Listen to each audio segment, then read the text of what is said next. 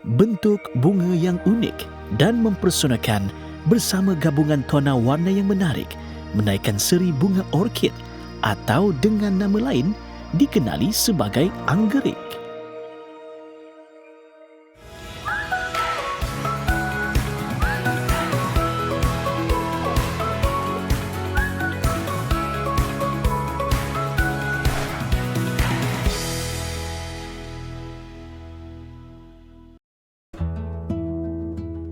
Pokok orkid mempunyai pelbagai spesies, aneka warna, bentuk dan bau. Ia tahan lama, unik dan pesona keindahannya menjadi penyeri laman serta ruang kediaman selain penyumbang kepada industri tanaman hiasan di Malaysia. Borneo merupakan pusat kepelbagaian orkid yang sangat kaya dengan beribu spesies termasuk yang endemik dan terancam. Secara umumnya lah, spesies orkid yang terdapat di Borneo ni dianggarkan dalam 3,000 lebih spesies lah. Dan di Taman Kinabalu sahaja dianggarkan terdapat lebih daripada 1,500 spesies.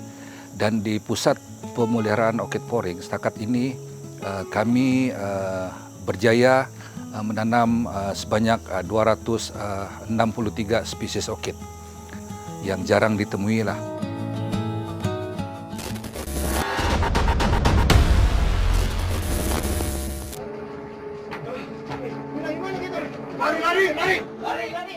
Mengimbas semula peristiwa bersejarah, gempa bumi telah melanda Gunung Kinabalu buat pertama kali dalam sejarah Malaysia. Gempa bumi bermagnitud 5.9 di Ranau pada 5 Jun 2015 bukan sahaja mengorbankan 18 nyawa termasuk pendaki dan malim gunung serta mencetuskan panik dalam kalangan penduduk di Sabah, tetapi juga memberi impak yang besar kepada habitat tumbuhan.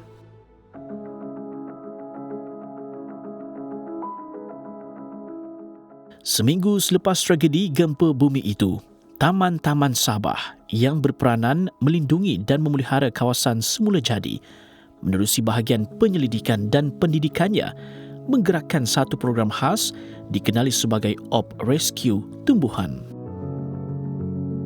Sebanyak 3,501 pokok orkid yang tergolong dalam dua spesies iaitu Acidaria grandis dan Dendrochilum grandiflorium yang diambil di kawasan runtuhan berhampiran dengan kilometer 6.5 dan dipindahkan ke kawasan berhampiran dengan kawasan bangunan penginapan Gunting Langadan.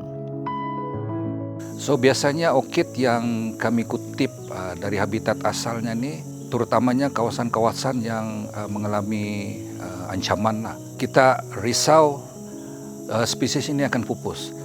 So apa yang kami lakukan di sini adalah lebih kepada untuk menyelamatkan spesies orkid tu dan dibawa ke pusat ini untuk kita pelihara.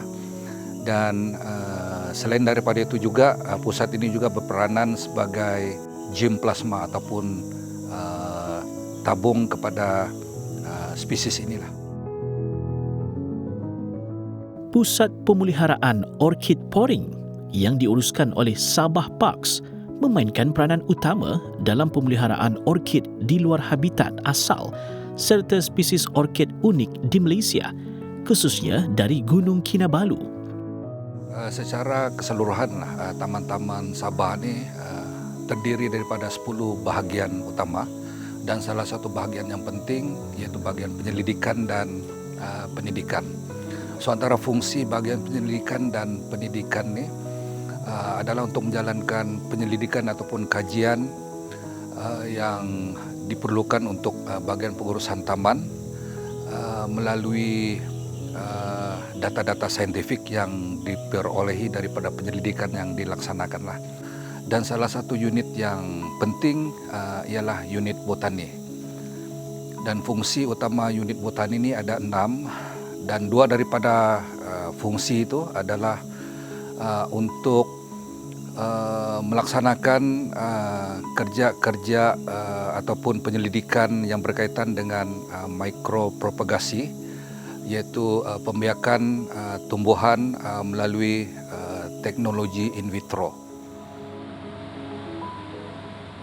Aktiviti dalam bilik inkulasi seperti subculture dan tanam biji benih dan menggunakan media yang berkaitan lah, sebab seed culture dia punya media menggunakan bahan kimia yang tertentu dan khas untuk ni biji benih lah. Manakala untuk subculture dia ada media dan bahan kimia yang diperuntukkan untuk subculture. Penanaman biji benih tujuan dia untuk memperbanyakkan spesies orkid yang kurang dan sebagai tabung di dalam makmal lah di bilik tumbuhan. Manakala untuk subculture adalah penanaman seterusnya. Subculture yang pertama, kedua dan ketiga dan seterusnya ikut pembesaran tu tumbuhan tersebutlah. Dan selepas aktiviti di sini di bilik inkulasi dan dihantar ke bilik tumbuhan lah untuk rawatan dan penjagaan seterusnya.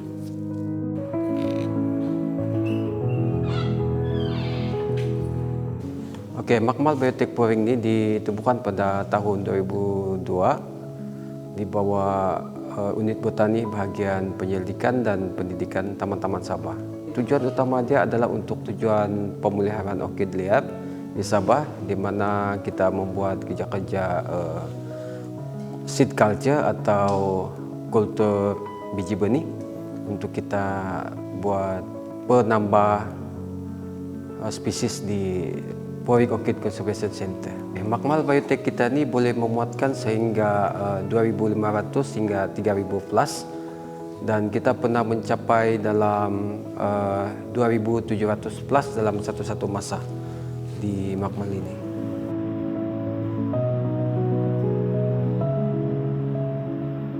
So pada masa ini kita memberi fokus kepada dua spesies penting lah, iaitu orkid dan juga nepenthes ataupun periokera yang dikategorikan sebagai terancam, jarang ditemui ataupun yang endemik. Unit botani juga berfungsi untuk melaksanakan kerja-kerja pemeliharaan melalui kebun-kebun ex situ, dan setakat ini terdapat 8 buah kebun ex situ di bawah pengurusan dan penyeliaan unit botani lah.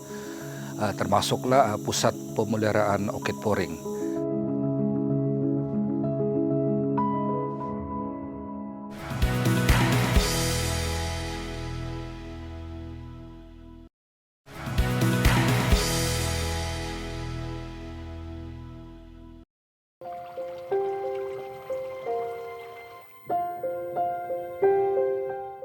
Secara umumnya, Taman-Taman Sabah mempunyai 2 kebun ex situ yang menempatkan koleksi pelbagai spesies orkid tempatan, iaitu Kebun Botanikal Gunung Kinabalu KBGK yang memelihara spesies orkid tanah tinggi, dan Pusat Pemeliharaan Orkid Poring POCC yang memelihara spesies orkid tanah rendah. Pusat Pemeliharaan Orkid Poring telah ditubuhkan pada tahun 1987. Tujuan utama penubuhan pusat ini ialah untuk pemeliharaan, penyelidikan, pendidikan dan rekreasi.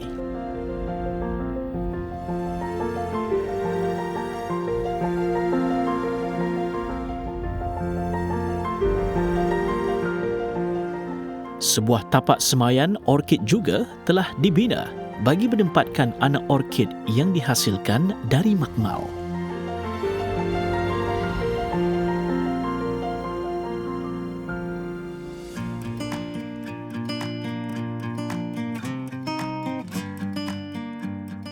Sejak beberapa tahun yang lalu, Pusat Pemeliharaan Orkid Poring telah mengalami perubahan yang ketara, khususnya dalam reka bentuk lanskap, selain menyediakan pelbagai tarikan dan kemudahan yang selesa kepada pelawat.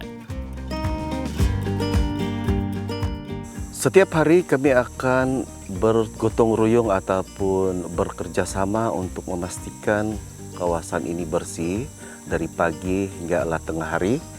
Apa yang kami buat adalah memastikan trail bersih, memastikan orkid yang kami tanam itu dalam keadaan subur, tanpa penyakit. Dan salah satunya juga adalah kami ubah suai cara peragaan ataupun display orkid itu supaya menarik. Sebab konsep sebelum ini adalah konsep nature dan pelawat tidak berapa berminat dengan konsep nature. Jadi kami akan ikuti peredaran semasa cara display ataupun peragaan orkid. Sebab itulah kami membina rumah teduhan orkid ataupun shade house mengikut desain Kew Garden England, sebab kami telah buktikan shade house itu sangat sesuai dibina di sini dan terbukti dapat menumbuhkan ataupun menjaga orkid dengan berkesan.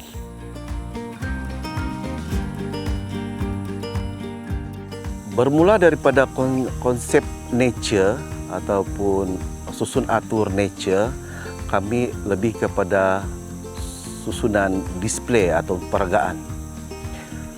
Untuk melengkapkan taman ataupun kebun orkid yang lengkap, kami harus membina aliran. Tujuan aliran ini dibina adalah salah satunya untuk keperluan orkid, untuk serangga, pollination dia ataupun pembenihan dia, dan juga diperlukan oleh kebun, pelengkap kebun untuk menghasilkan bayu dan menghasilkan bunyi-bunyian dan menambah kecantikan. Setakat ini, Pusat Pemeliharaan Orkid Poring mempunyai sebanyak 224 koleksi spesies orkid tempatan tanah rendah. Di antara cabaran kami di Pusat Pemeliharaan Orkid Poring ini adalah cuaca. Disebabkan Poring adalah satu kawasan rainforest, kami mendapat hujan yang terlalu banyak pada 3 musim. Oleh itu, kami telah membina shading ataupun rumah teduhan orkid supaya kami boleh kawal sistem penyiraman.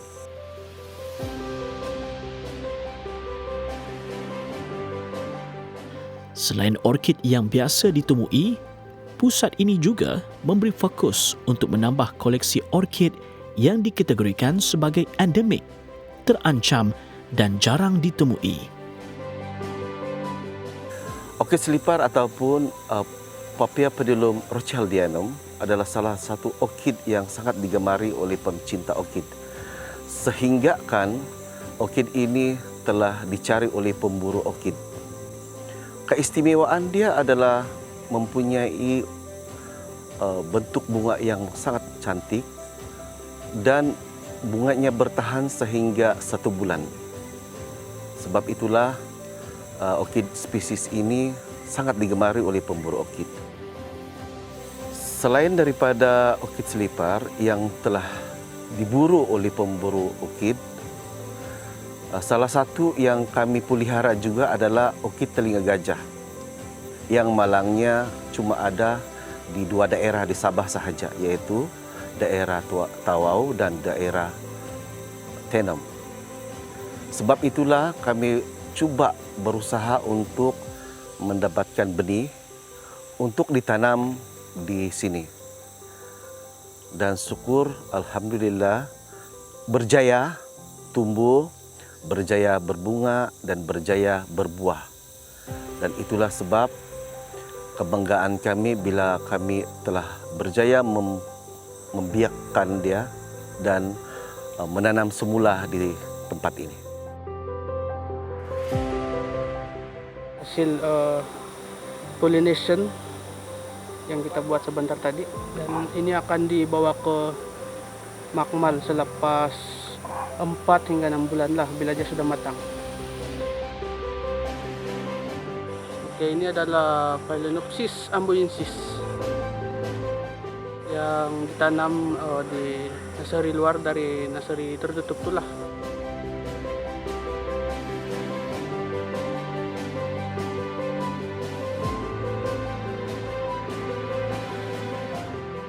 Setiap tahun kami akan adakan 2 kali sekurang-kurangnya kerja lapangan untuk mendapatkan spesies orkid yang terpilih.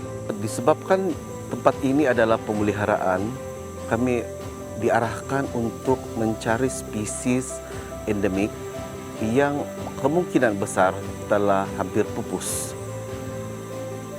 Oleh itu, kami adakan kerja lapangan, rancang kerja lapangan tersebut untuk mencari lokasi yang sesuai untuk mendapatkan benih untuk kami tanam di sini. Kemudian kami cuba untuk orkid itu berbunga, akhirnya dapat kapsul ataupun benih, dan dengan benih itulah kami akan perbanyakkan lagi melalui tissue culture. Itu di antara usaha kami di dalam pemeliharaan orkid, supaya orkid yang mungkin akan pupus dapat dijaga dan diperbanyakkan lagi.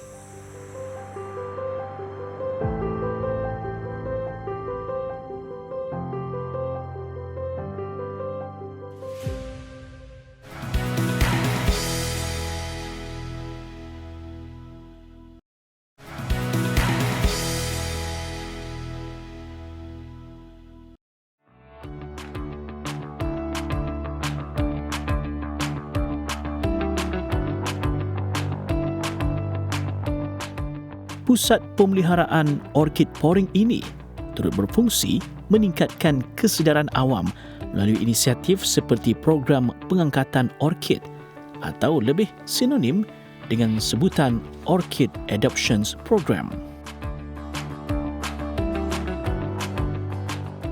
Orchid Adoptions Program ini dianjurkan oleh Sabah Parks bertujuan utama untuk melindungi dan memelihara spesies orkid asli yang jarang ditemui serta terancam.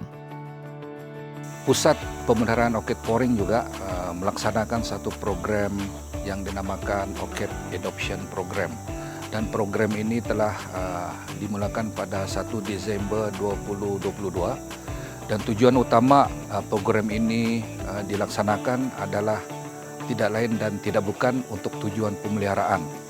Oke, di samping itu juga program ini juga memberi peluang kepada peminat-peminat orkid untuk merasai sendiri bagaimana memiliki orkid, terutamanya yang berstatus terancam ataupun berstatus dilindungi sepenuhnya. Adopter ni akan pilih spesies orkid yang disukai, dan kami akan bantu dari segi penjagaan. Dan program ini berlangsung untuk satu spesies orkid itu selama 3 tahun, dan selepas 3 tahun tu terpulanglah kepada adopter tu sama ada mahu teruskan atau tidak. Dan setiap bulan kami akan laporkan kepada adopter melalui WhatsApp perkembangan orkid yang diadopt lah. Okey, sebenarnya untuk adoption ni kita ada dua kaedah lah. Okey, yang pertama tu kita akan tanam di pasu. Kemudian mana-mana orkid yang especially yang epiphyte kita akan tempatkan di batang-batang kayu lah. Okey, so untuk yang di pasu ni dan juga di batang-batang kayu ni kita akan bubuh dengan label adopter tu. Seperti nama spesies, kemudian nama adopter dan seterusnya, tarikh bila orkid tu diadopt lah.